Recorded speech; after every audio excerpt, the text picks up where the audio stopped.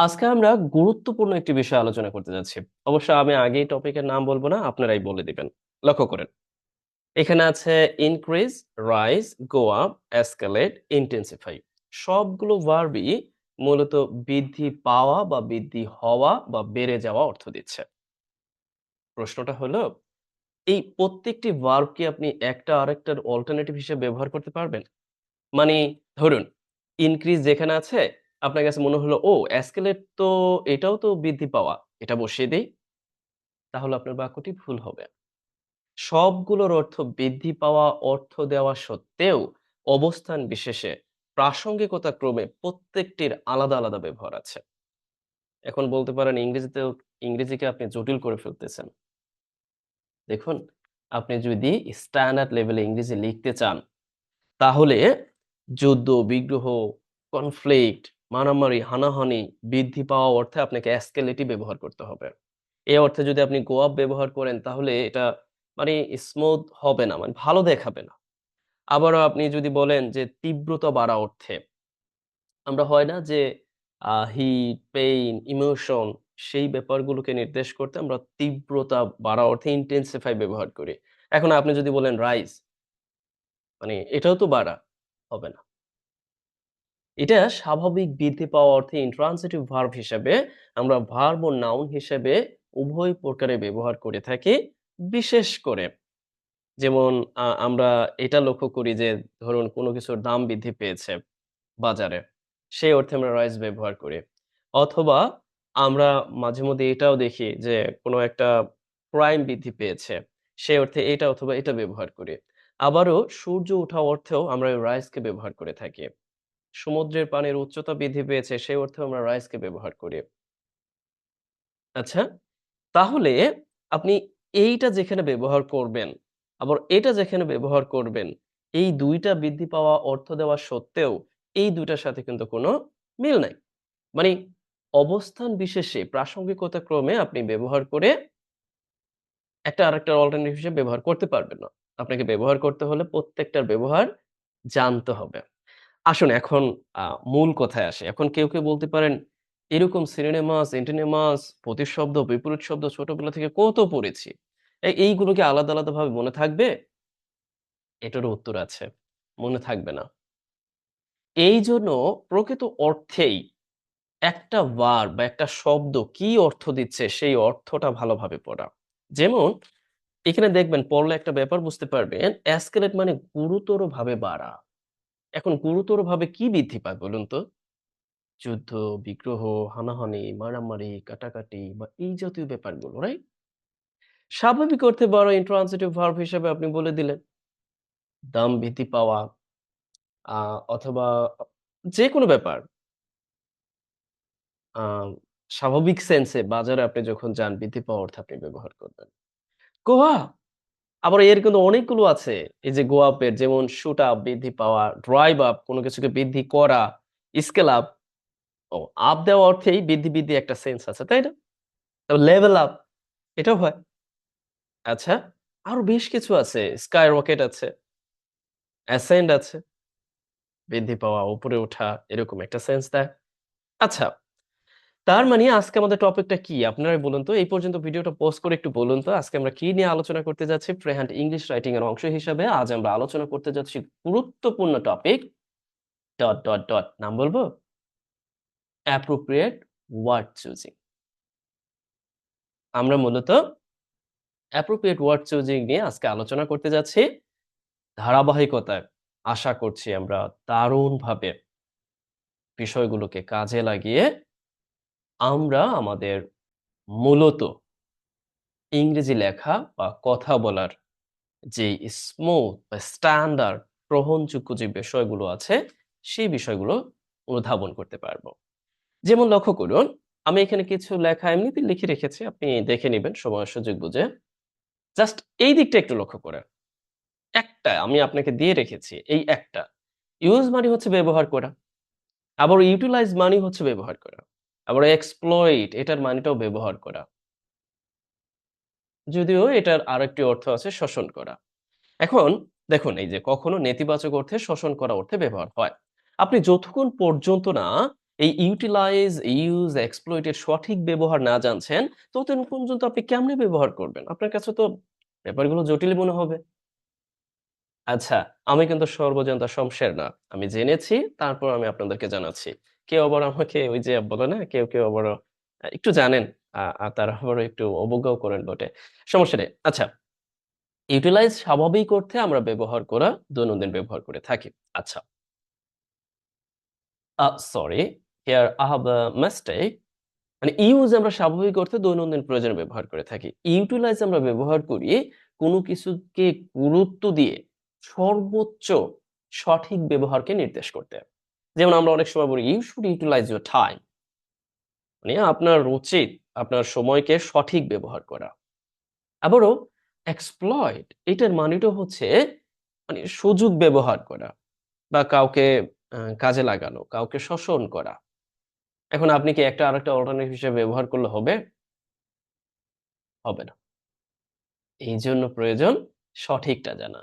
আর ঠিক এইরকমভাবে এখানে অনেকগুলো আছে।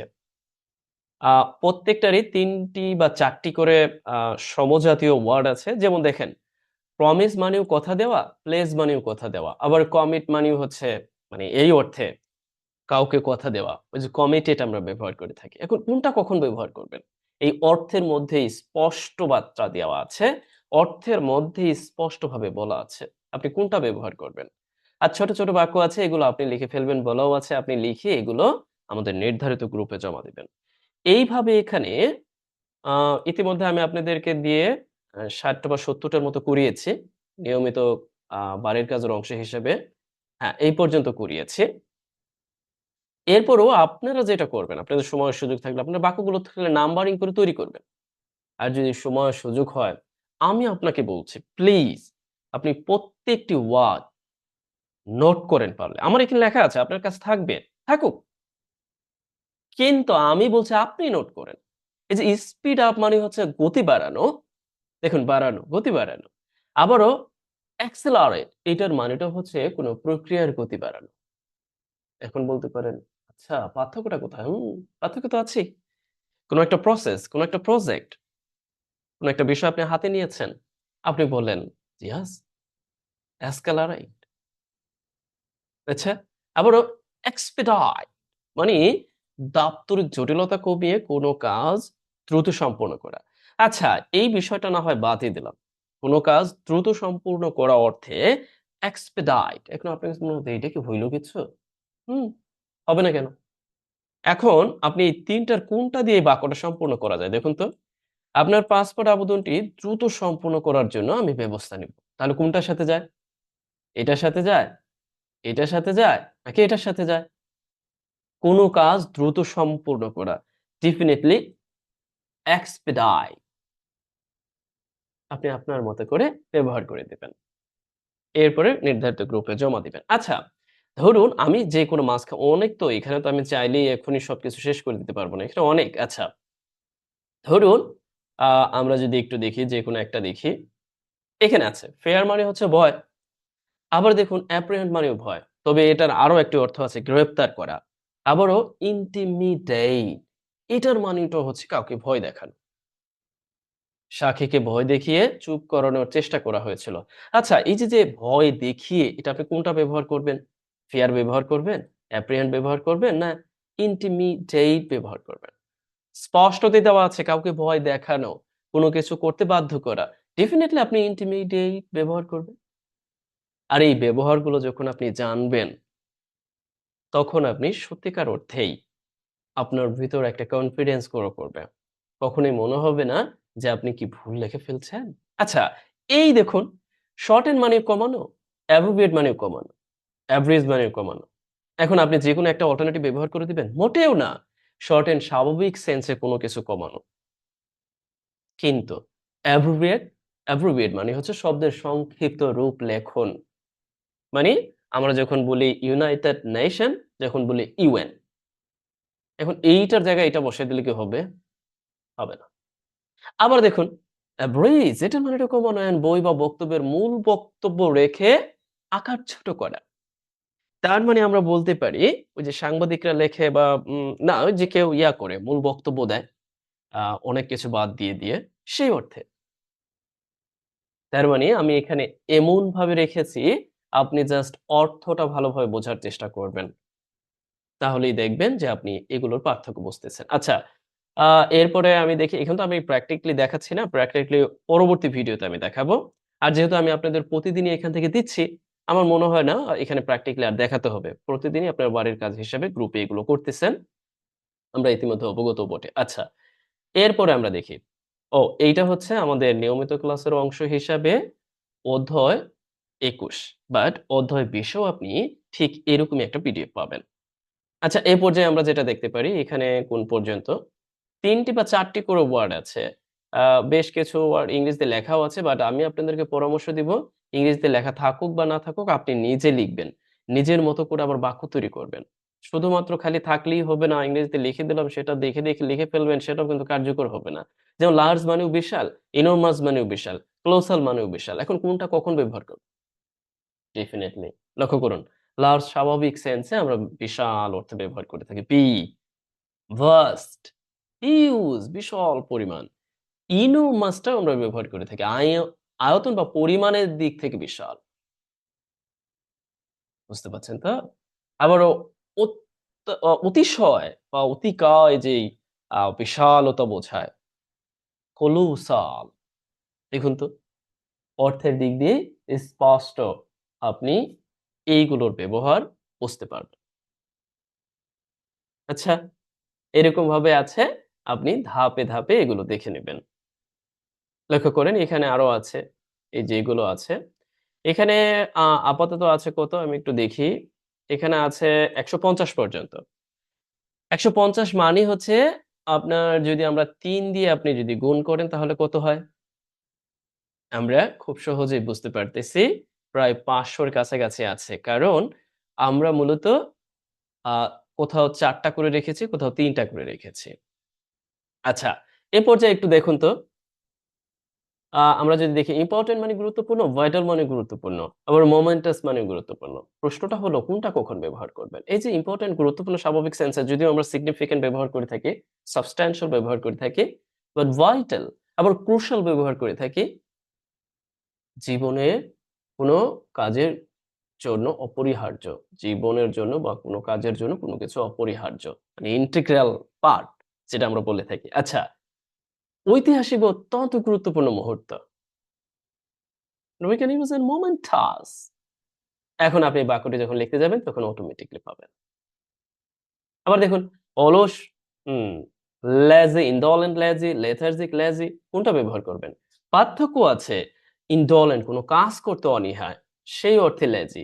আবার lethargic শারীরিক বা মানসিকভাবে অবসাদের কারণে শক্তিহীন বা অলস।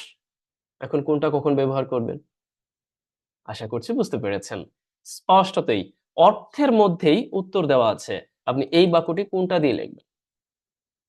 আর কি বলতে হবে? আমার মনে হয় না আর বলতে হবে। এখন আপনারা খুব সহজেই এই ব্যাপারগুলো পারবেন, বুঝবেন। যদি আপনার সময় সুযোগ থাকে আপনি প্রিন্ট আউট করে নিবেন। আর যদি না আপনি এক কাজ করতে পারেন। আমি আপনাকে পরামর্শ দিব আপনি যদি নোট করেন। এটা হবে অ্যাপ্রোপ্রিয়েট প্লিজ। আমি আপনাকে পিডিএফটা দিয়েছি মানে এই না যে আপনি এই পিডিএফটা দেখে মানে এই পিডিএফটা দেখে পড়বেন। আমি আপনাকে পরামর্শ দিব দয়া করে আপনি নোট করবেন। মানে এইগুলো দেখে নোট করবেন। কেন বলছি? আপনি যখন নোট করবেন ঠিক তখনই আপনি শিখবেন। দেখে লেখেন সমস্যা নেই। এটাই আপনার মনে থাকবে। বাট আপনি পিডিএফটা প্রিন্ট আউট করে আপনার সামনে রেখে দেন, টেবিলে রেখে দেন, দেখলেন না, ব্যবহার করলেন না, কোন কাজে আসবে না। আমি বারবার একই কথা বলি। কোন কাজে আসবে না। এজন্য আপনার দরকার নিজে প্র্যাকটিস করা। দেখে এগুলো উঠাবেন, লিখবেন। এই যে মাঝপথে বড় বাক্য আছে সাথে আপনি অন্য বিষয়গুলো দেখতে পাবেন। যেমন দেখেন, এই জায়গাটায় destitute আমি লিখে দিয়েছি। এটার অর্ধেক বাক্য লিখে দিয়েছি। এখানে আবার মাঝে মধ্যে আপনাকে একটু সাহায্য করেছি। যে এই ব্যাপারগুলো যেমন এই যে adapt to, এই যে utilize এর ব্যবহার, এরকম মাঝে মধ্যে বাক্যের মাঝেও আমি দিয়ে দিয়েছি। আপনার কাজ হবে এগুলো দিয়ে বেশি প্র্যাকটিস করা, এইগুলোকে বেশি রপ্ত করা, বোঝার চেষ্টা করা। Yes, appropriate people, appropriate word, choosing, a what we can do, পারি কিনা? আচ্ছা, তাহলে আমরা এতটুকু অনুধাবন করতে পারলাম। এই যে দেখুন আমি আসলে বলতে চাইলে বলা যায়। অনেক কিছুই মানে আপনাদের সামনে উপস্থাপন করা যায়। যেমন কথার কথা জাস্ট এইদিকে একটু দেখুন। ask for মানে হচ্ছে চাওয়া। আমরা call for ও ব্যবহার করে থাকি যদিও ডাকা অর্থে ব্যবহৃত। solicit meaning that সাহায্য বা সমর্থন চেয়ে অনুরোধ করা। যদিও solicitor আমরা ওই যে আ যারা নিয়ে অ্যাডভোকেট আছে তাদের অর্থে ব্যবহার করে থাকি। আবার requisition meaning that দাপ্তরিক কোনো কাজের দাবি জানানো। আপনার কাছে মনে হতে পারে ধুর ছাই এগুলো প্রয়োজন আছে কি? থাকবে না কেন? দেখুন এই requisition এর বেশ কিছু অর্থ। আপনি যদি না জানেন তাহলে তো বুঝবেন না। যেমন এখানে requisition নাউন হিসেবে ব্যবহার করতে পারবেন চাহিদাপত্র অর্থ দিতে। যেমন আপনি বললেন, "আমি একটা চাহিদাপত্র পাঠিয়েছিলাম সরকারের এমন গভর্নমেন্টের এমন অফিসে।" আচ্ছা, বিশেষ করে ওই যে আম বিভিন্ন সেক্টর, বিভিন্ন গভর্নমেন্ট সেক্টর যে কেন্দ্রীয় সেক্টরের কাছে চাহিদাপত্র পাঠায় সেটাকে নাউন অর্থে আপনি এইভাবে ব্যবহার করতে পারেন। আবারও ভার্ব হিসেবে যদি আপনি ব্যবহার করেন তাহলে এখানে অর্থটা দেওয়া আছে। কোন কিছু অধিকরণ করা অর্থে আপনি এটা ব্যবহার করতে পারেন। যেমন আ requisition আপনি ভার্ব হিসেবে ব্যবহার করতে পারবেন। হয় না যে আপনি বললেন যে ওই জমিটা অধিগ্রহণ করেছিল বা ওই জমিটা অধিগ্রহণ করেছে। আপনি শুনবেন কিন্তু। এখন আপনি যতক্ষণ পর্যন্ত না জানবেন এটাকে নাউন হিসেবে ব্যবহার করা যায় চাহিদাপত্র হিসাবে, আবারও ভার্ব হিসাবে ব্যবহার করা যায় কোন কিছু অধিকরণ করা অর্থে। যদিও আরো অর্থ আছে। আচ্ছা, দরকার নেই। আপাতত এতটুকু জানলেই হবে। এই যে দেখুন জয়েন মানে যুক্ত হওয়া, অ্যাফিলিয়েট মানে কোন সংস্থার সাথে যুক্ত হওয়া, অ্যামালগামেট মানে কোন কোম্পানি বা কোন কিছুকে আ যুক্ত করে দেওয়া। এই যে পার্থক্যগুলো আছে, এই পার্থক্যগুলো আপনি রপ্ত করার চেষ্টা করবেন। তাহলে দেখবেন যে একসময় আপনার কাছে অনেক বেশি সহজ মনে হচ্ছে বিষয়গুলো। আপনি দ্রুতই নিতে পারবেন এবং অনুধাবন করতে পারবেন যে, "Yes, you are getting something at least from watching my videos." আশা করছি আপনি নিয়মিত আপনাকে দেওয়া বাড়ির কাজগুলো করবেন। যেগুলো আমি গ্রুপে দিচ্ছি appropriate যে ব্যবহার।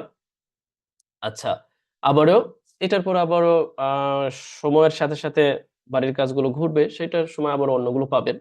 আচ্ছা, আজকে তাহলে আমরা এই পর্যন্তই রাখি। এরপরে প্র্যাকটিক্যাল এর অংশ হিসেবে আমরা যদি আরো কিছু থাকে গুরুত্বপূর্ণ ভার্ব সেগুলো যুক্ত করে দিয়ে আমরা প্র্যাকটিক্যালি আরো দেখব। আজকে তাহলে এই পর্যন্তই। শুরুতে যে বিষয়টি আমি বুঝিয়েছিলাম বা দেখিয়েছিলাম এই ব্যাপারটা যেন মাথায় থাকে। appropriately সঠিক শব্দটা সঠিক জায়গায় ব্যবহার করা। অন্যথায় আপনার কাছে সবসময় ইংরেজি জটিল মনে হবে। যদিও আমি জটিল করে ফেলেছি নিজেই। কারণ বলতে পারেন, "ধুর ছাই এতদিন জানলাম একটা, এখন দেখি অনেক, অনেক ব্যবহার।" দেখুন সঠিক এবং গ্রহণযোগ্য ইংরেজির জন্য এই appropriate ব্যবহারটা আপনার জানতে হবে। ভালো থাকুন, সুস্থ থাকুন। আপনি নিয়মিত চর্চা করুন।